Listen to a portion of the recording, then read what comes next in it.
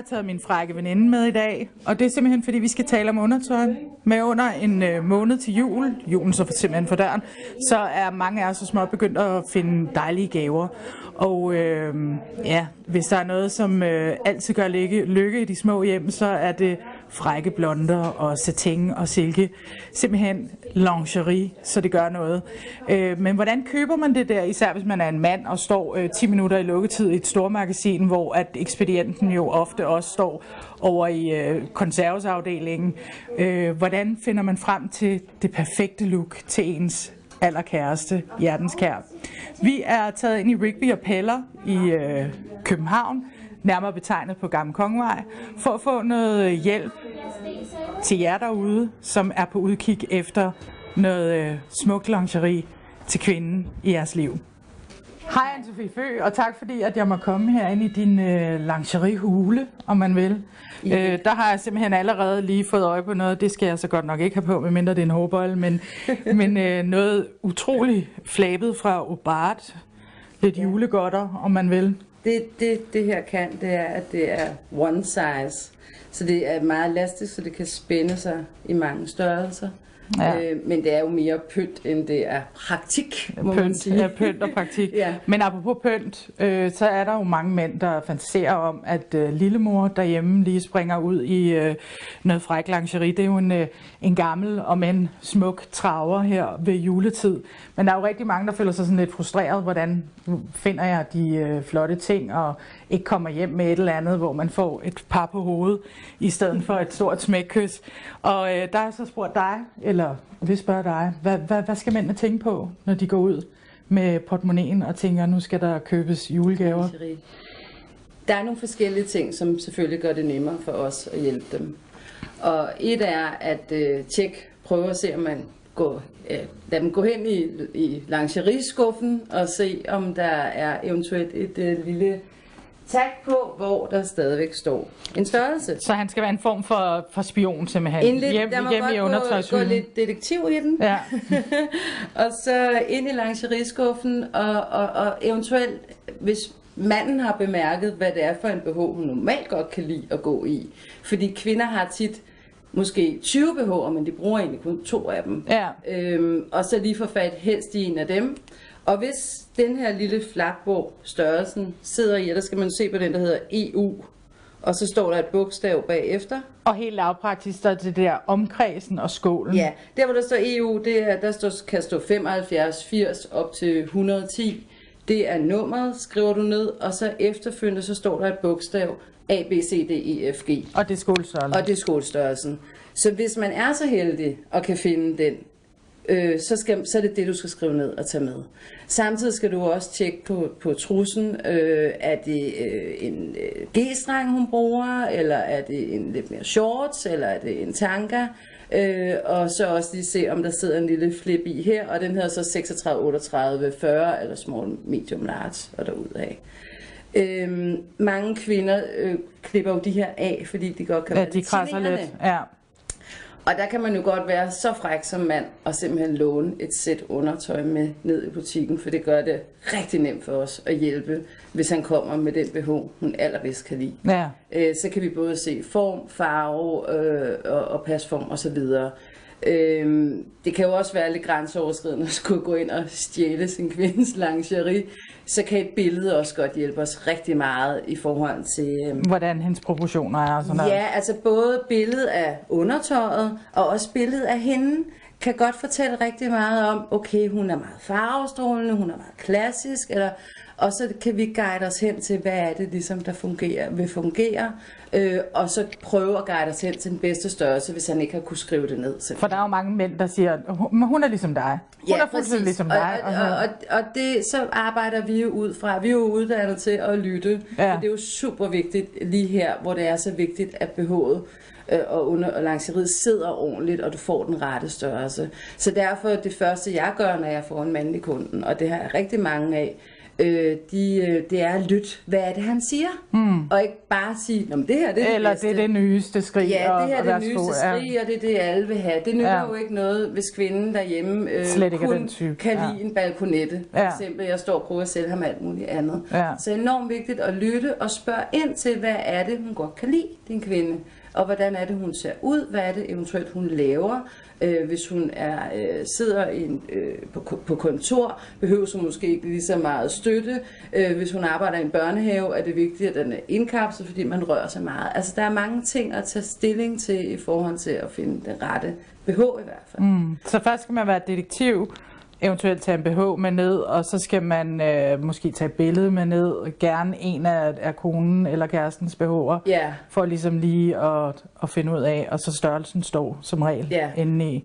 Og så også lægge mærke til, hvad er det, hun bruger. Altså, kig på det. Så det mere bliver en sort, eller elsker hun farver, eller altså ligesom lige lægge lidt mærke til, hvad er det, hun bruger. Så det bliver en gave, hun bliver glad for mere, end det kun er en gave, ægtemanden bliver glad for. Der er jo for stor forskel på kvinder og størrelser og aldre, hvad jeg vil anbefale at købe til sin kvinde. Altså det er klart, at hvis det er en kvinde, som er meget ung og godt kan lide at vise sig selv frem, vil jeg måske anbefale en fræk bodystocking, og hvis det er en kvinde med silikonebryster, kan hun tage en uden bøjle.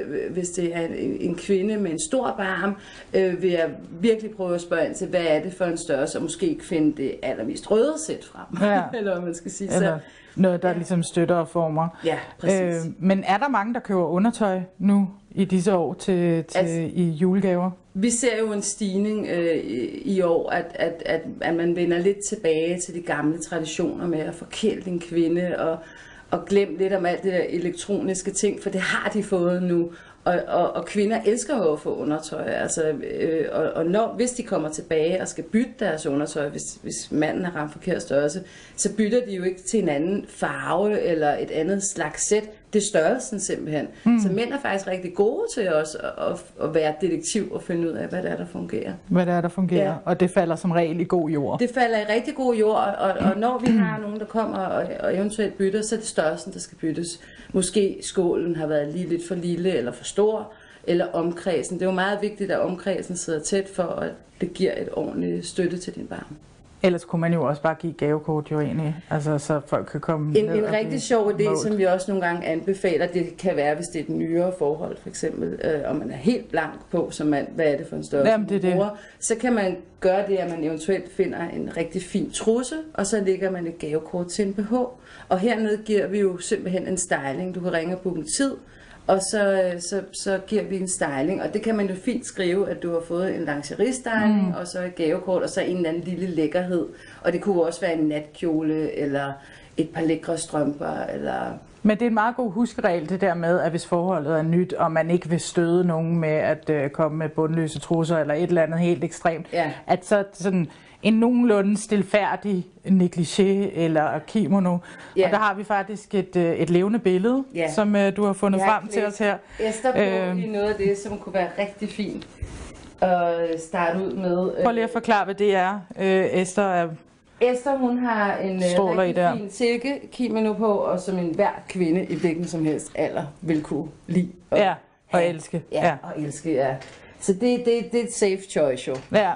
Kan man godt sige. Og indenunder har hun så en natkjole, også i silke, som du også kan bruge som underkjole. Dem har vi selvfølgelig også i alle mulige farver og enkelheder. Nu den her har jeg valgt med blonde, fordi jeg synes, den er så smuk og romantisk. Og jo en drøm at have på.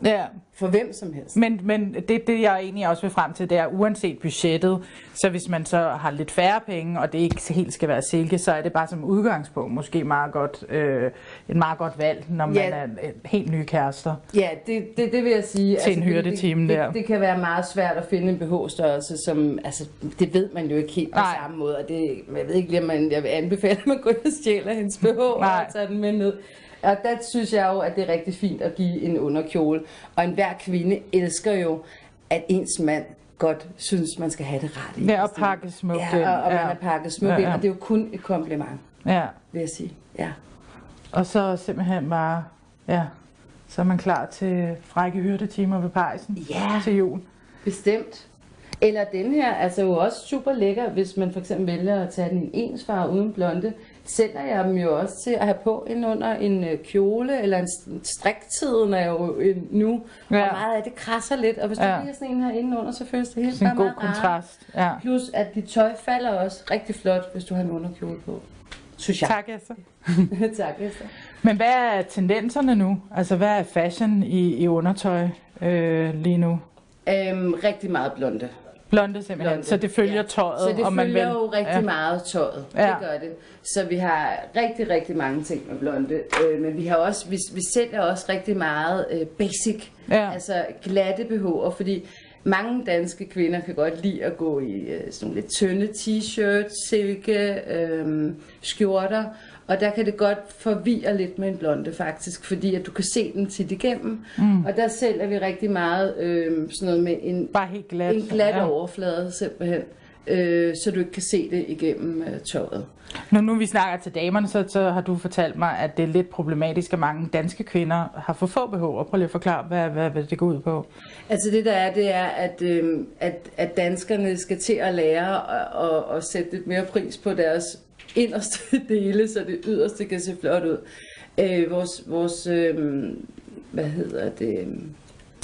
Vores erfaring er, at mange af de kunder, vi har, de har 1-2 BH'er, de bruger, og resten fungerer ikke mere.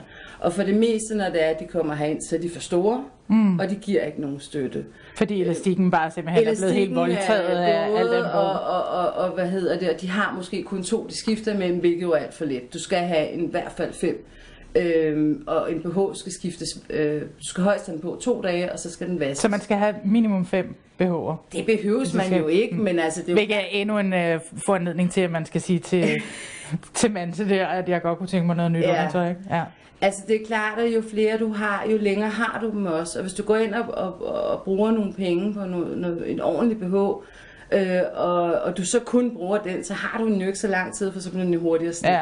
Hvis du har 5 og passer på dem, kan du have dem helt op til 6-7 år, hvis det er en ordentlig kvalitet, og du behandler dem, som de skal, og vasker med vaskeposer og alle de her ting. Så sådan dit helt overordnede tip til mænd? Det er spring ud i det og kom, og vi er åbne og hjælpsomme, og der kommer masser af mænd, og vi bider ikke, og vi er her jo for at hjælpe jer med at guide jer hen, og hvis I ikke har fået detektivarbejdet i orden, så skal vi nok hjælpe jer til at finde det, der passer. Så spring ud i det, forkæl jeres kvinder, og gør dem glade til jul. Det er det. Ja. I holder så også nogle herreaftener her, faktisk op til jul her i Rigby og Peller. Men alle de råd, du har fortalt, kan man jo sådan set bruge, uanset om man går i Stormagasinet, eller i Hennes & Mauritz, eller hvor pokker man går hen. Men den gode vejledning, det er faktisk lidt også det, du siger, at man skal som mand, når man går ud og shopper, simpelthen lige holde lidt øje og et øre på, at man bliver godt klædt på til at klæde sin kvinde af eller altså, på. Jeg vil sige det sådan, at hvis man gerne vil give noget, der er rigtig lækkert og dejligt til sin kvinde, så bliver du nødt til at få en ordentlig service og en guidning i at finde de rette størrelser. Ja. Og hvor du så må du gå derhen, hvor du føler, at det er der, du får det. Og i trygge hænder. Ja, og i trygge hænder, for det er sindssygt vigtigt jo, at man får det, som er det rigtige. Og det er jo klart, at hvis du kommer ind i en butik, og der slet ikke er nogen, der er til at hjælpe dig, at man som mand måske siger, det dropper jeg, og så ryger man på den safe game. Ja, fordi mange er, som du siger, lidt generede også, når de kommer herned, altså, står og blusser og gemmer sig bag en gine. Og lidt generede, men vi har rigtig mange mænd, og jeg synes, vi er blevet rigtig gode til at tage rigtig pænt imod dem, og når de kan se, at vi er professionelle, så slapper de også af. Ja. Men mænd skal vel heller ikke have for mange valgmuligheder altså omkring det? De skal faktisk have maks 2. Maks 2? Ja, maks 2. Og ellers bliver det simpelthen for abstrakt med alle de blonde typer og ting. Ja, det bliver for forvirrende også. Altså, så det der, som jeg også startede med at sige, vi lytter. Ja. Og så tænker jeg, om det er det her, og så viser jeg ham et sæt, og så kan han så sige, ej, det var slet ikke det, eller han siger, ja, det var lige det. Ja. Og så finder vi så ud af størrelsen og så videre. Så ikke så mange valgmuligheder. Så ikke så bange ud af busken og komme ned og kigge på noget undertøj. Og husk, at I faktisk er rigtig gode til at ramme Ja, mænd er gode til at ramme. Ja, rigtig gode til at ramme. Så ud af busken. Mænd er jo også dejlige. Så ja, det er jo det. på den note. Og vi elsker at få lingerie. Ja, vi elsker bare at få gaver. Ja, bare flere gaver. Ja. Masser af gaver. Tak skal du have. Det var så lidt.